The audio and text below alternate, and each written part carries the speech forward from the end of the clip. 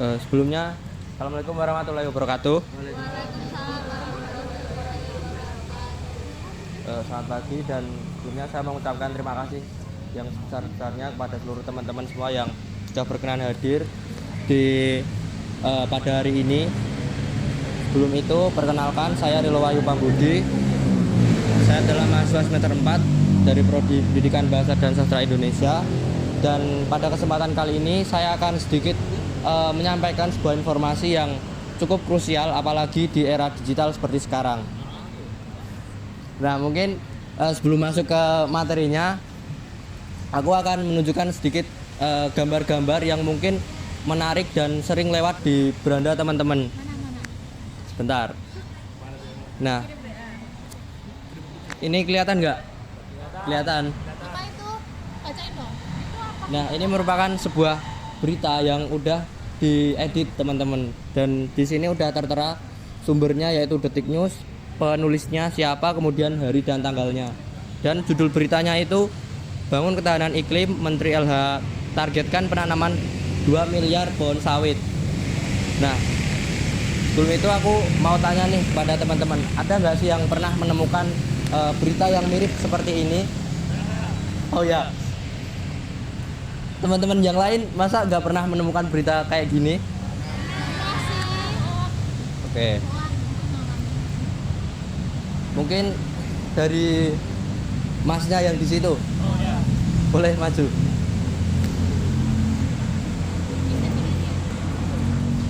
Oke, aku mau tanya nih Mas.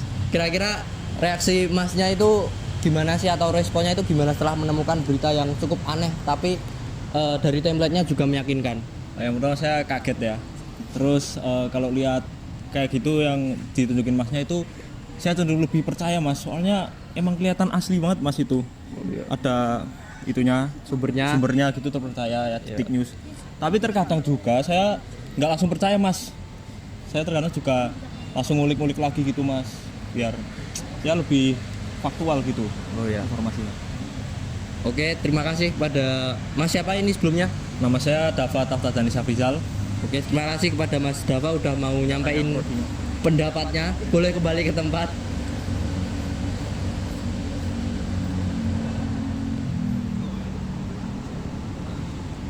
Oke, jadi dari respon dari teman-teman itu ada banyak ya. Ada yang langsung percaya, ada yang enggak, ada yang menguliknya lebih dahulu sebelum men-share-nya ke ranah luar gitu. Nah, mungkin aku mau nunjukin beberapa gambar lagi sebagai contoh. Kayak ini ada Menteri Ekonomi kita yaitu Pak Purbaya yakin rupiah menguat ke 15.000 berkat kemenangan PSG di final UCL 2026. Kemudian ada yang banyak lagi contoh-contohnya kayak ini statement dari polisi, ini Menteri SDM, dan masih banyak lagi sih. Nah, jadi teman-teman, untuk contoh-contoh yang aku berikan tadi itu merupakan sebuah hasil dari komunitas di platform Facebook, yaitu komunitas Timpatex, yang dimana informasi-informasi tersebut itu sebenarnya bukan informasi asli, yaitu informasi yang sudah dimodifikasi. Entah itu judulnya diganti, gambarnya diganti dengan maksud candaan atau humor. Yang dimana dalam komunitas tersebut mereka itu meng-share informasi-informasi yang udah mereka edit sesuai dengan keinginan mereka sebagai tujuan untuk menghibur. Jadi jika informasi tersebut hanya di-share ke dalam komunitas-komunitas mereka, maka semua orang itu setuju bahwa sifatnya itu hanyalah sebuah candaan gitu.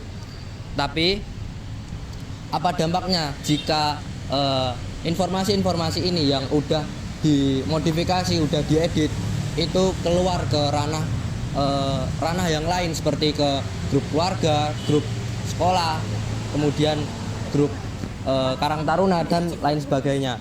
Pastinya kan menimbulkan sebuah dampak, entah itu positif maupun negatif. Nah, yang dimana hal ini itu bakal menimbulkan sebuah fenomena yang aku sebut sebagai kehilangan konteks, atau dalam bahasa Inggrisnya itu konteks collapse. Nah, teman-teman sekalian, jika kita lihat dari informasi yang tadi sudah diedit, yaitu berita rupiah akan naik ke 15.000 jika PSG menang juara atau juara UCL. Nah itu kan jika kita nalar secara logika itu kan nggak ada kaitannya, yaitu rupiah di mata uang kita dengan PSG, yaitu klub dari luar negara kita.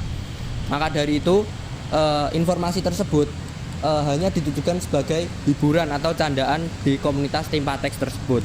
Nah, namun sayangnya di era digital sekarang itu kan informasi itu menyebar dengan cukup gampang, menyebar seperti air mengalir kayak gitu.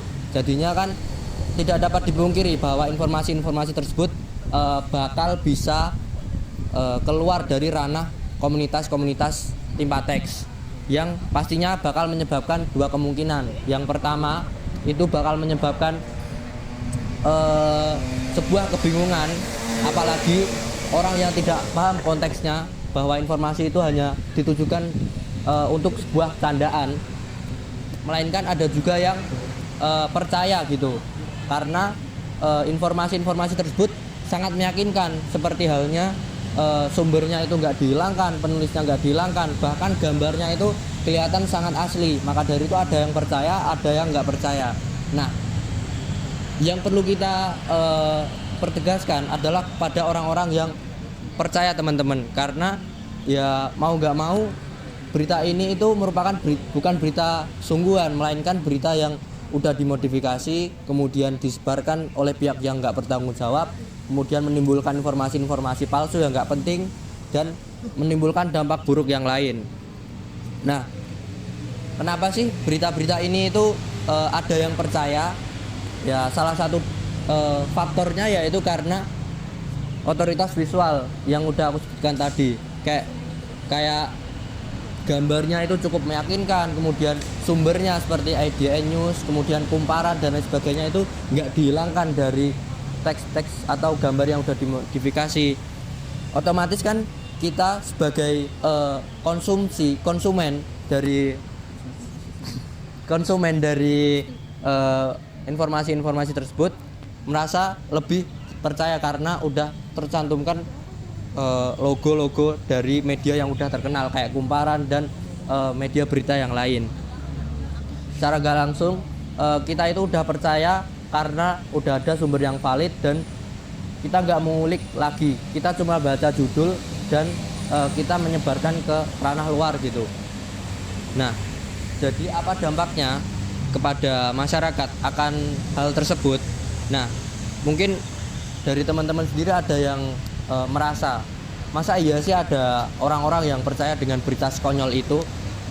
Nah, jangan salah teman-teman, karena di Indonesia itu seperti yang kita ketahui, tingkat literasi kita itu masih menjadi PR yang cukup besar, karena kebanyakan orang-orang di Indonesia itu baca berita cuma sampai judulnya dan tidak mengulik secara kritis apakah berita itu benar apa enggak. Mereka mudah termakan akan berita-berita tersebut dan apalagi mudah membagikannya kepada orang lain. Maka dari itu kita harus pintar-pintar memakai logika kita, apakah berita ini masuk akal apa enggak gitu. Apalagi jika berita-berita ini itu tersebar ke daerah-daerah yang tertinggal seperti daerah 3T. Nah, mereka kan akses informasinya bisa dibilang kurang. Maka dari itu ketika mereka menemukan sebuah informasi dan informasi itu dirasa cukup meyakinkan meskipun judulnya entah itu isinya itu lumayan aneh, maka mereka kan tidak dapat dipungkiri mereka bakal percaya akan hal itu. Nah, lantas gimana kita sikap kita sebagai mahasiswa dalam menyikapi informasi-informasi dan tindakan-tindakan dari orang-orang yang tidak bertanggung jawab seperti ini?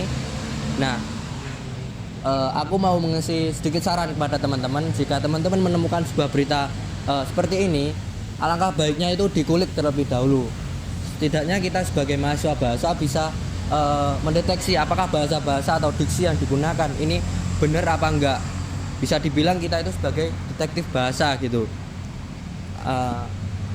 Maka dari itu aku menyimpulkannya ke dalam 3 hal dalam menyikapi berita-berita yang sudah ditimpa atau dimodifikasi seperti ini. Yang pertama, kita harus jeli terhadap pamflet atau berita informasi yang disampaikan.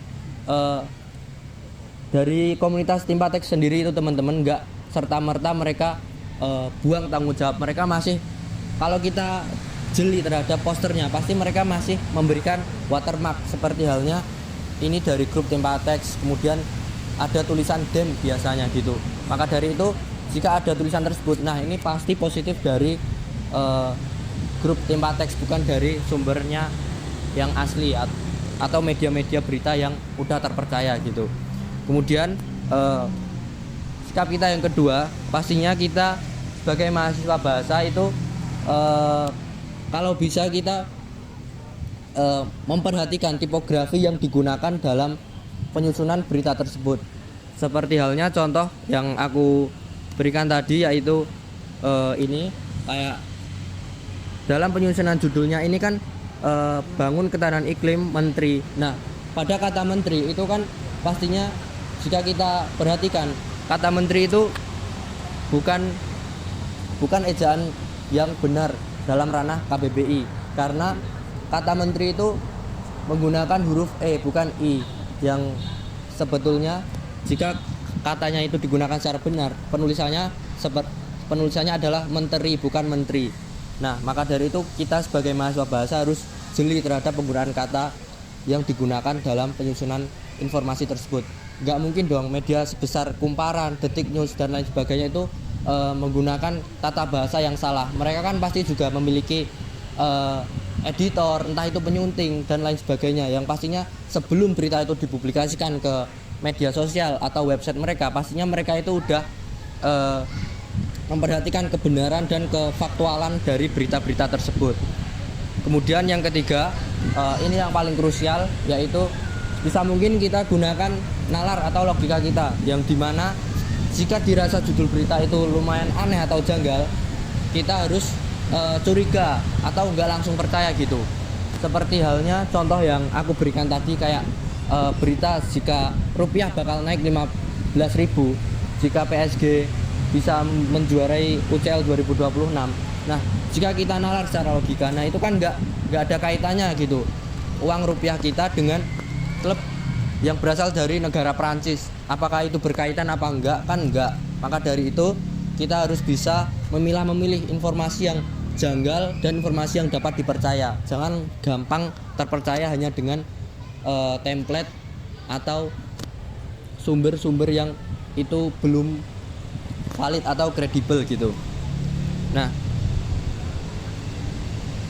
teman-teman sekalian, mungkin dunia digital hari ini telah mengaburkan batas antara komedi dan tragedi, yang dimana orang-orang itu tidak sepenuhnya paham terkait hal-hal tersebut, entah itu digunakan sebagai informasi beneran atau hanya digunakan sebagai candaan belaka.